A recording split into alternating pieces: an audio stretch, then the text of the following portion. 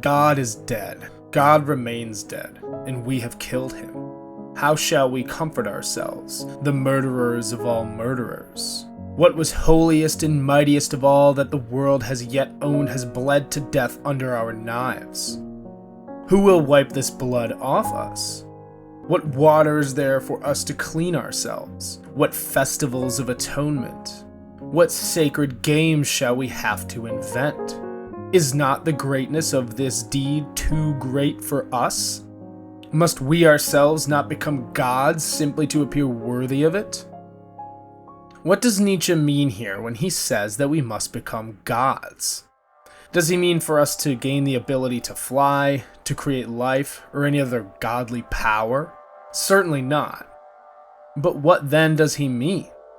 The power he speaks of, this godhood, is not some physical ability attained by mystical circumstance, nor is it anything that we do not already possess. The power he speaks of is the one true power of gods, the power of creation. The power to create what, you might ask? Well, no less than the entirety of our existence. Let us consider for a moment what Nietzsche was warning us of here. He warned us of a collapse of meaning, a loss of meaning in religious faith and institutions, a loss that would leave a wound the size of 2 world wars, a wound that still festers to this day. We may have emerged from many of the hateful ideologies of the 20th century, but where now do we get our meaning from? Politicians, TV, movies, consumer products, social media, the list goes on.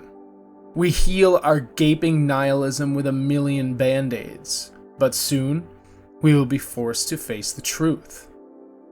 But firstly, what even is meaning? For all the wonders of modern science, it cannot tell us what meaning is. Sure, it might tell us that we need some of it to be happy and fulfilled, but can it tell us empirically where and what it is? Who is to tell you what is meaningful to you? 20th century existentialist philosopher Jean-Paul Sartre's famous saying, "Life has no meaning a priori." It is up to you to give it a meaning. And value is nothing but the meaning that you choose. Society, your family, your friends, and even perhaps your teachers may try to tell you what should be meaningful to you. But what they are doing is telling you what is meaningful to them, most likely because someone else told them the same thing. It is an endless cycle of informing others what to care about to make ourselves feel more secure in what we find to be important. As a result of this cycle, we are robbed of our most important ability, the ability to make decisions about ourselves, by ourselves, and for ourselves. The result of this inability is that our creative spirit is locked inside, caged up, and shamed for not being more like the made-up ideas floating around in the space between heads. We cage our free spirit up and then rack our brain about why we aren't happy, why we can't make decisions for ourselves, and why we just don't know what we want in life. We are told to get our head straight with the real world, that what we feel inside is wrong because it isn't what happened. But you see, the world has no feeling in it. It is empty all by itself. Its meaning, color, and magnificence come with what we choose to put in it. So when we decide to believe in the colorless cityscape that society tells us the world is, it is no wonder that we feel little magic in our lives. This tendency to simplify the world and simplify ourselves by conforming to such a world is central to the problem of what Nietzsche would call self-overcoming. One must go past oneself, that is, one's pre-individualized self, in order to arrive at one's true self. So where do we go from here? How do we find this meaning if it isn't out there somewhere? The key to getting us started is understanding a core existentialist idea. This is the idea of becoming. We tend to think of ourselves as beings, static beings of a particular and definable nature, but this sells us massively short. Instead, we should look at ourselves as what we truly are, becoming.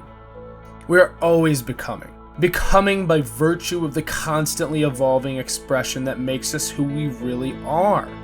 We are a flower that never fully blooms, but instead is always blooming. It is hard for us to break out of this because we tend to judge people and events based on a single moment of a single expression. But is a person a single expression? Could you be sufficiently understood based on one Facebook post from 15 years ago? We are a collection of innumerable expressions and attributes. We are the sum of a multitude, not just the whole by itself, but all of its parts. Have you ever found that you could know someone for years, even decades, and still learn new things about them? Begin to see them in a different way as they begin to change? That is because they and you are still becoming. How this becoming unfolds is up to us. Our decisions each and every day shape each new flower petal of our bloom. Our path to becoming the creators of our own world is treacherous. For man is a rope stretched between the animal and the Superman, a rope over an abyss. But this treacherous path is the only path. Alright, so we now know that we might get too much of our meaning and purpose from what others tell us, and we know that we need to have a more dynamic view of our nature as humans. But what now? How do we begin to unlock our latent creative potential? And what does creative power even mean? Your creative power is your ability to solve the very problems presented thus far. Your ability to create your own meaning. Once we know that meaning and purpose in our lives does not reside out there in some place, person, or cause, we are liberated. We are free to ditch the clutches of those who wish to mold us. We are free from the anxiety, judgments, and restrictions we placed on ourselves to fit into the mismatched molds laid out before us. We become blacksmith and painter, writer and inspirational speaker. We become all that we used to reach desperately for in others, all wrapped up in one. At first glance, this may seem like it can lead down a bad path. After all, if nothing out there tells us what to care about, how do we know and agree upon what is good and evil? Well, to that we need not look any further than our own history. All the great atrocities, the mass murder of entire populations, the enslavement of whole races, and the oppression of an entire sex were all committed not due to the collective agreement of people who valued their own judgments first and foremost. They were committed by individuals who initiated the acts out of a valuation for the abstract, out of servitude to an external source of meaning that justified their every action. Hitler did it for racial purity, Stalin for political power, and Putin is doing it for the national pride of a dead age. These atrocities were then carried out by individuals who, not thinking for themselves, entrusted these evil ones to be their source of purpose and meaning. In essence, everything from the African slave trade to the Holocaust was carried out in service of ideas floating about. Ideas of there being one way to be, one way to live, and one way to look. Ideas so weak and brittle that they fall apart with the faintest of critiques. You see, it is not the man beyond good and evil that commits such atrocities. It is the man trying to make his own version of good. But it is precisely this problem, precisely this reliance on a source of meaning that points us to a power greater than one we have ever felt before. Once you are empowered by the realization that meaning exists in one's heart and not out in the world, you are free to forge your own meaning and purpose in life. No longer inhibited by the weights you have been handed through life. Those that say you must pick this career, or you can't act this way, or you can't dress like that, or people from here are all good and people from there are all bad. You will soar higher than you ever thought possible. You will have moved past yourself. You will have stepped out of your own way to allow your true self to walk uninhibited into the world. It is with this construction of this internal compass that we can not only protect ourselves, but the whole world from the worst of atrocities.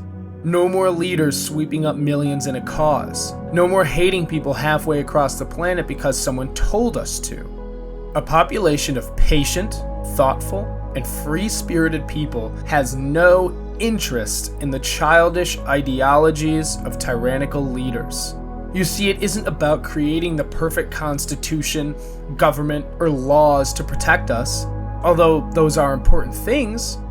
It is only us that can protect us, and all we need to do is actually be ourselves a little more each and every day, to begin building this shield against corruption, hate, and violent movements.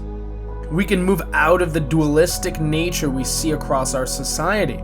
From politics to social issues, it is either this side, that side, or no side. Instead, we can find the third way, our way.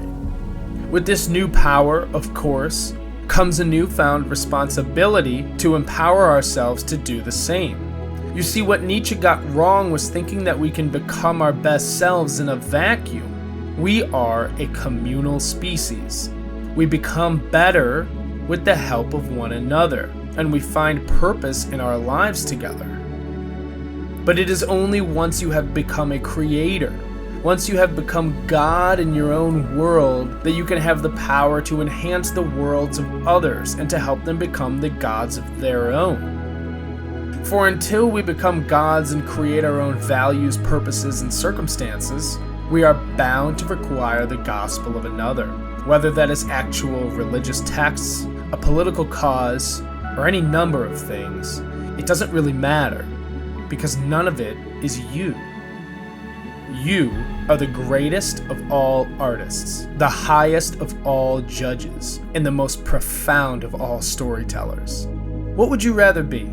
A single brushstroke on the black and white canvas of the masses in society, or a magnificent and unique canvas of your own design? A canvas titled Me, bursting with color and texture the likes of have never been seen and will never be seen again until the end of time. Don't be afraid of your inner spirit. Harness its energy and unleash yourself onto the world. For as Nietzsche said, you must have chaos within you to give birth to a dancing star. So go out into the world and give it more of you, more of what is really you. Start up that hobby you were too embarrassed about. Start working towards that new career. Stop scrolling through social media without thinking and start being selective about what you consume. Your time is insanely precious, more precious than any material object or social status. Time is the home of all your experiences and memories. So don't shrink your home watching other people build theirs. Just go out there and create the life you truly want. Start small, work your way up, and don't ever give up.